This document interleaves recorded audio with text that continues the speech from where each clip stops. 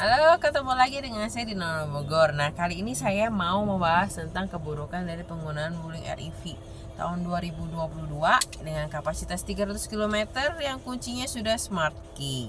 Nah, terlepas daripada orang mereview, ya review kan selalu ngomong yang tentang fasilitasnya dan segala macam bagusnya.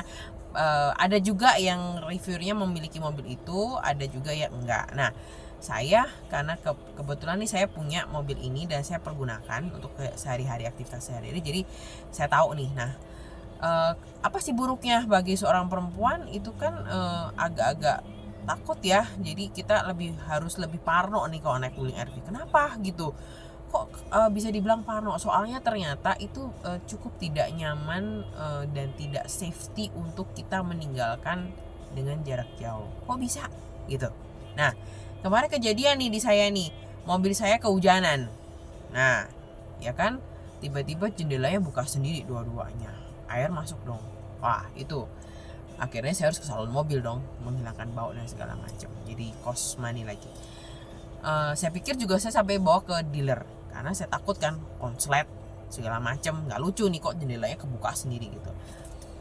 Ternyata setelah dicek dan katanya semuanya normal, nggak ada apa-apa dan segala macam. Lah kan saya bertanya dong, why gitu, kok bisa buka sendiri ini jendela, saya kan nggak mencet nggak apa. Nah, terus tiba-tiba teknisinya bilang nih ke saya, oh maaf bu, setelah kita selidikin dan segala macam, ternyata nih ya kuncinya mungkin ibu kepencet kelamaan, kata dia gitu. Hah, kok bisa kepencet kelamaan padahal ayah nggak mencet apa-apa gitu, ayah masukin di dalam tas gitu.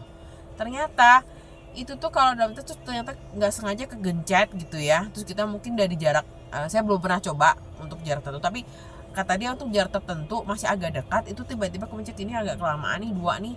Nah, itu ternyata bisa bikin jendelanya kebuka sendiri gitu. Nah, itu yang jadi nggak nyaman. Tiba-tiba kita lagi jauh, terus kita lagi taruh barang-barang something, aduh kalau ada orang ngambil gimana. Nah, itu satu ya, sampai membuat saya, namanya sekarang e-tol, saya bawa kemana-mana kalau saya naik mobil REV. Itu jeleknya. Kemudian yang terbahaya lagi yang kedua adalah tentang bagaimana penggunaan dari smart key-nya sendiri. Why gitu. Smart key-nya ini tadi ternyata itu kalau kebetulan kejadian nih di saya nih. Saya kan mau pergi ceritanya. Nah, mobilnya REV ini dipakai sama suami saya tadinya. Terus udah gitu suami saya kan udah pulang, terus saya lukir aja dong. Nggak usah masuk deh, saya mau jalan lagi nih, langsung naik mobil ini aja gitu. Nah, namanya laki biasa kunci itu suka dikantongin ya, dia nggak suka taruh di dashboard ya, apa tuh nggak suka, jadi dia kantongin tuh kuncinya, dia bawa turun tuh kuncinya, bersama kuncinya dia turun tuh dalam rumah. Saya langsung pergi, saya juga nggak ngecek lagi ada kuncinya apa enggak. Oke, it's fine. Ternyata saya jalan tuh, mobil bisa jalan sampai berapa kilometer ya, saya pergi kurang ada kali 6-7 kilo.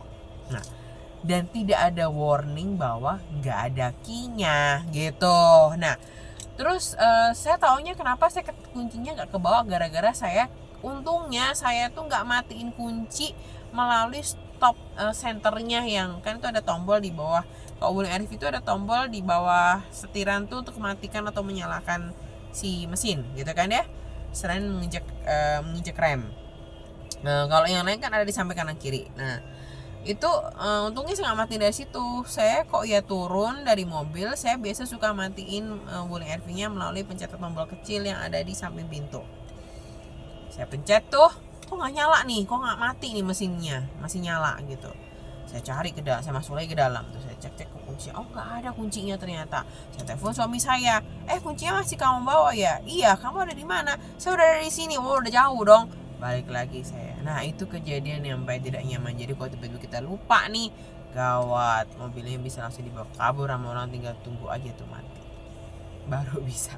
Nah, itu kejadian yang agak membuat kita, itu dua hal yang agak riskan naik Wuling REV ini, yang membuat kita harus berpikir ulang mau pakai ini apa enggak, di luar daripada kita bilang murahnya. Karena di tahun 2022 saat itu tuh mobil listrik termurah hanya dia nih yang muncul di Indonesia, ya kan.